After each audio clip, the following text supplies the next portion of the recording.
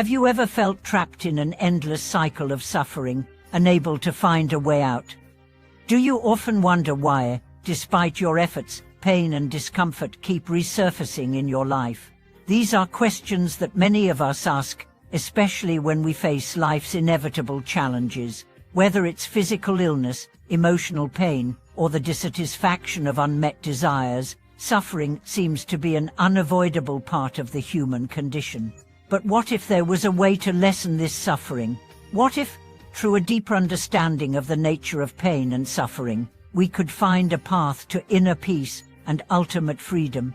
In this video, we will explore the wisdom of the Buddha, who recognized that life is full of suffering, but also offered profound insights into how we can reduce it. According to the Buddha, life's suffering is not a random occurrence, it is rooted in the very fabric of our existence. However, there is a way to navigate through this suffering with grace, understanding, and a sense of peace. This is what the teachings of Buddhism offer, a way to live with less suffering, no matter what challenges arise. The 8 kinds of suffering in Buddhism. The Buddha's teachings reveal the presence of what are known as the 8 sufferings, which encompass the range of human experiences that led to pain and distress. These sufferings are not unique to a particular culture or time, they are universal aspects of the human condition. The 8 sufferings are: birth suffering, the pain of being born into a world full of uncertainty and inevitable hardships.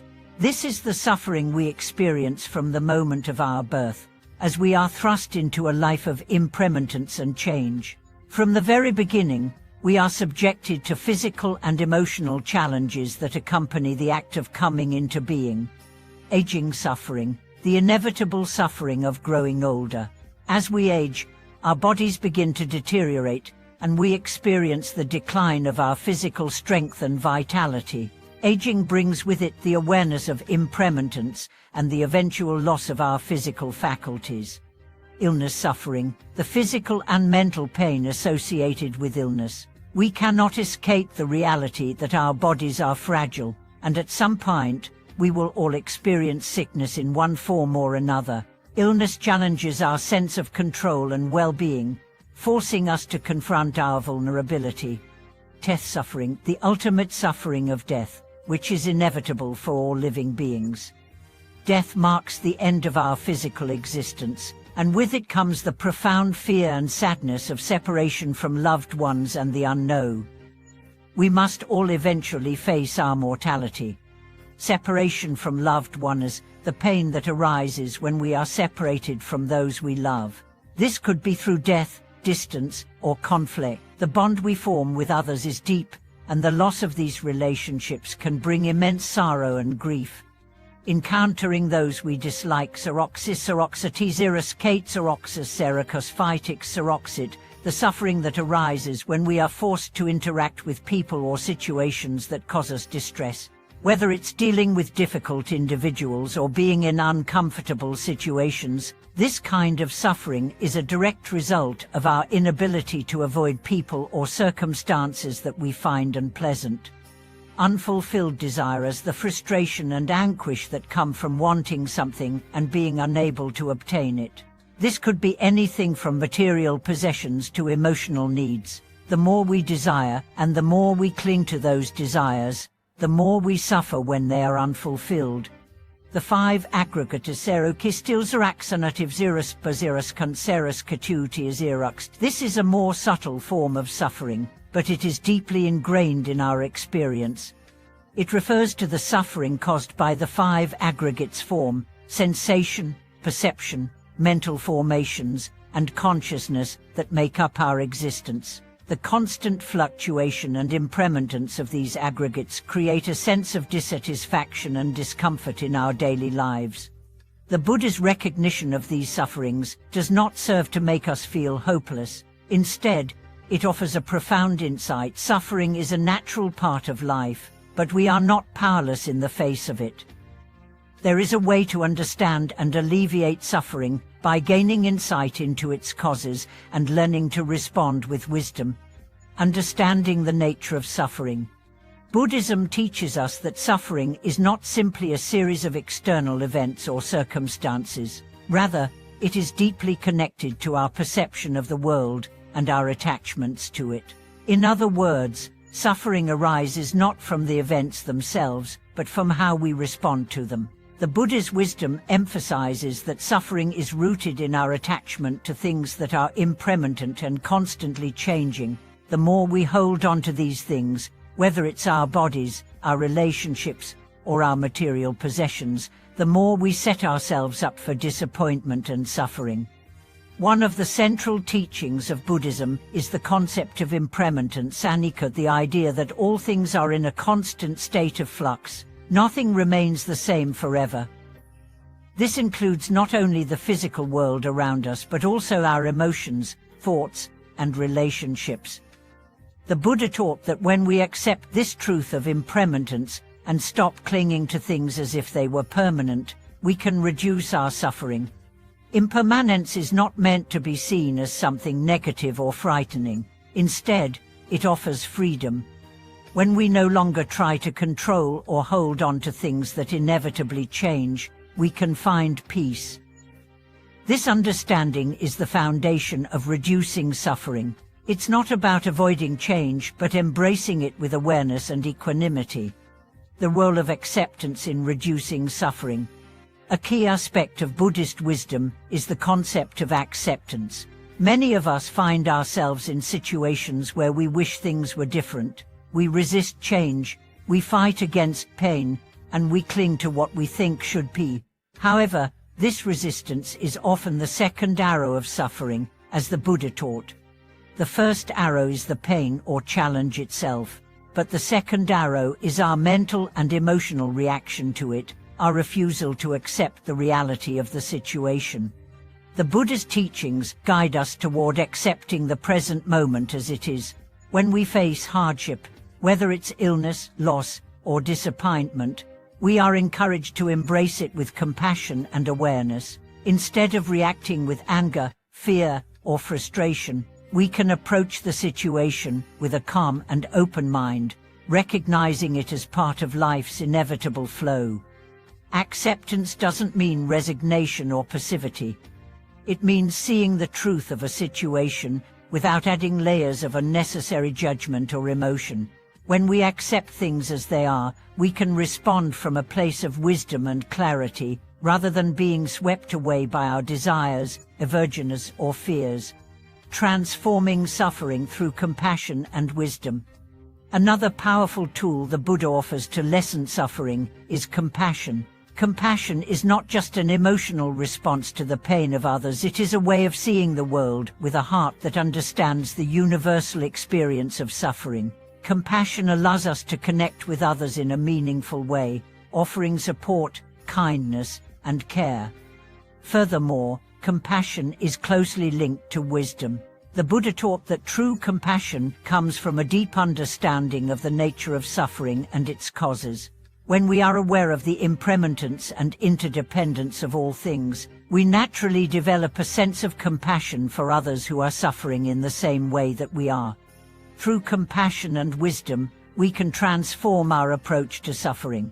Rather than seeing pain as something to be avoided or feared, we can view it as an opportunity for growth and awakening. In the face of suffering, we have the potential to develop greater empathy, strengthen our resilience, and deepen our understanding of the interconnectedness of all life. Overcoming attachment to the self. One of the core principles that the Buddha emphasized to lessen suffering is the concept of non-attachment. While suffering is inevitable, our attachment to things that are impermanent is what amplifies this suffering. We, as human beings, tend to build our identity around things that are fleeting, whether that's our physical appearance, our wealth, our status, or even our relationships.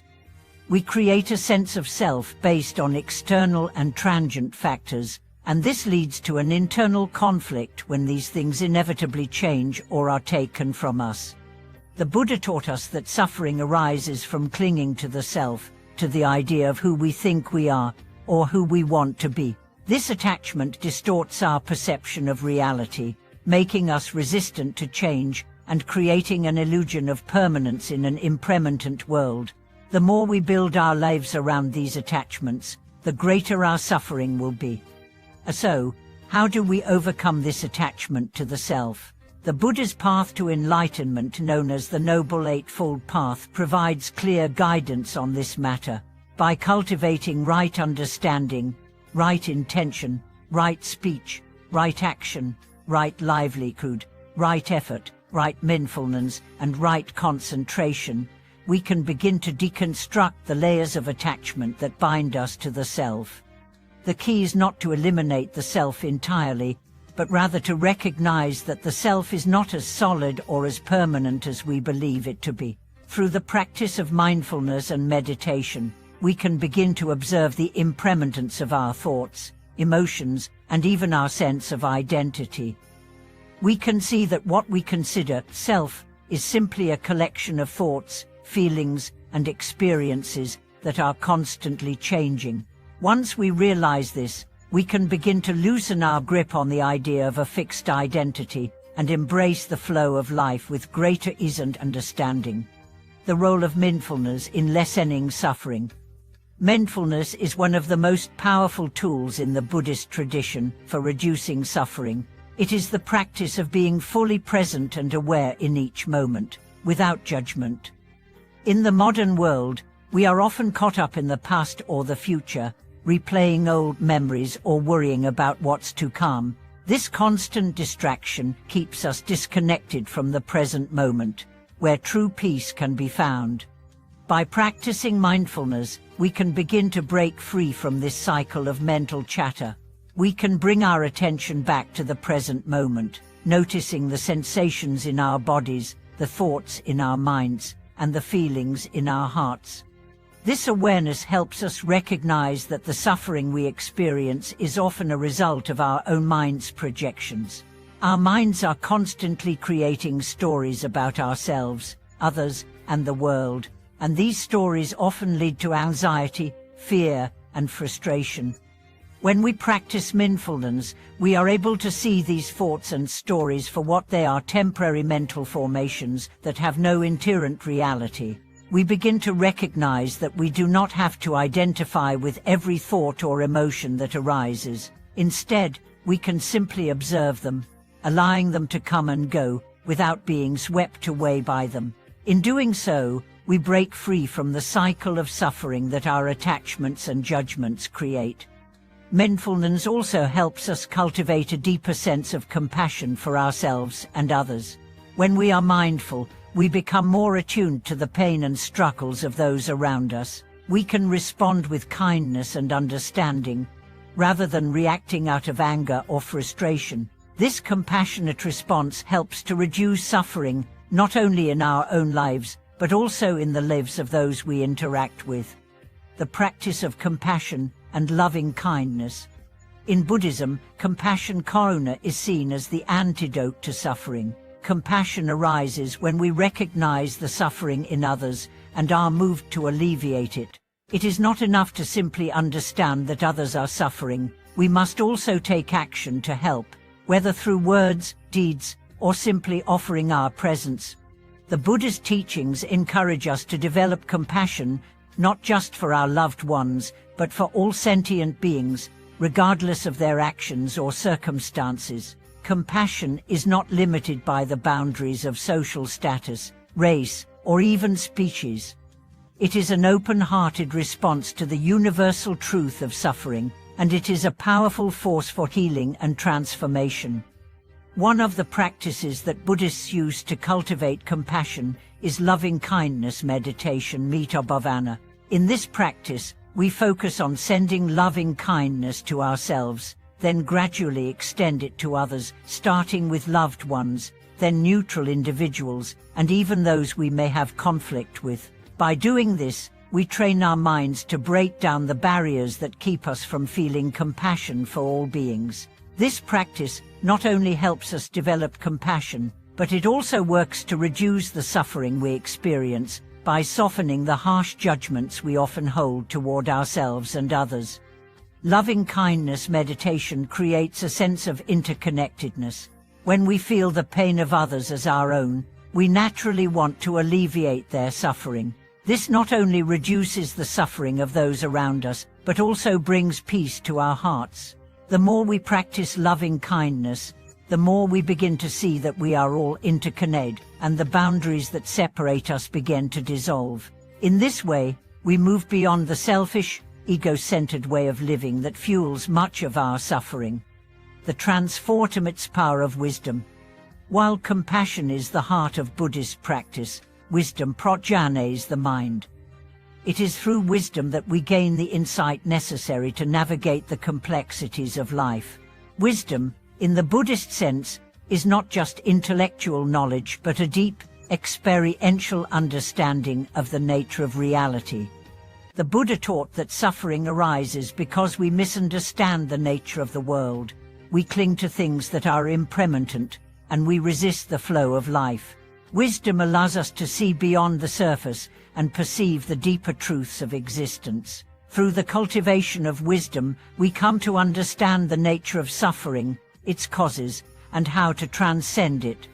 The Buddha's wisdom is often summarized in the Four Noble Truths, which are the foundation of all Buddhist teachings. The truth of suffering, life, as we know it, is full of suffering. It is inherent in our existence. The truth of the cause of suffering, samudaya, or the root cause of suffering, is attachment, desire, and ignorance. The truth of the end of suffering, nirodha, it is possible to end suffering by letting go of attachment and craving. The truth of the path to the end of suffering, magga, the Noble Eightfold Path, is the way to end suffering. Through these teachings, the Buddha offered us a roadmap for navigating life. By understanding the nature of suffering, its causes, and how to transcend it, we are empowered to make wise choices that lead to peace and liberation. Wisdom, then, is not merely an abstract concept, it is a way of living, a way of seeing the world clearly and acting in accordance with that understanding. The importance of patience and perseverance. In our modern world, we are accustomed to instant gratification. We want results quickly, and we want things to happen on our own timeline. However, the Buddha teaches us that the path to lessening suffering is not a quick fix. It requires patience, dedication, and perseverance. Patience is a key virtue in Buddhist practice. It is the ability to endure discomfort, setbacks, and challenges without becoming frustrated or discouraged. As we walk the path of reducing suffering, we will encounter obstacles, both external and internal. Our old habits and attachments will resurface, and it may feel like progress is slow or non-existent. However, the Buddha reminds us that all things take time to ripen. Just as a tree takes time to bear fruit, so too does our practice take time to bear the fruit of wisdom, compassion, and peace. Patience and perseverance are essential qualities for anyone seeking to lessen their suffering. We must be patient with ourselves and our progress, knowing that true transformation takes time. When we encounter difficulties, we must persevere, trusting that with each step forward, we are moving closer to a life of greater peace and freedom. Conclusion: walking the path to peace. In conclusion, the Buddha's teachings on the 8 sufferings offer us not just an understanding of the nature of suffering, but also a path to overcome it. Through mindfulness, compassion, wisdom, and perseverance, we can gradually reduce the suffering in our lives and cultivate a deeper sense of peace and contentment. The 8 sufferings are not meant to discourage us but to empower us to live with greater awareness and understanding. By embracing the teachings of the Buddha and walking the path of mindfulness, compassion, and wisdom, we can navigate the challenges of life with grace, reduce our suffering, and ultimately find freedom in the face of life's inevitable impermanence. As we reflect on these teachings, let us remember that the path to peace is not about avoiding pain, but about transforming our relationship to it. By letting go of our attachments, accepting the impermanence of life, and responding with compassion and wisdom, we can begin to live a life that is less burdened by suffering and more in tune with the natural flow of existence. Thank you for watching, and I encourage you to share your thoughts and experiences in the comments below. If you found this video helpful, please like, subscribe, and click the bell icon for more insightful content. Remember, the journey toward less suffering begins with understanding and acceptance. Keep walking the path with mindfulness and compassion.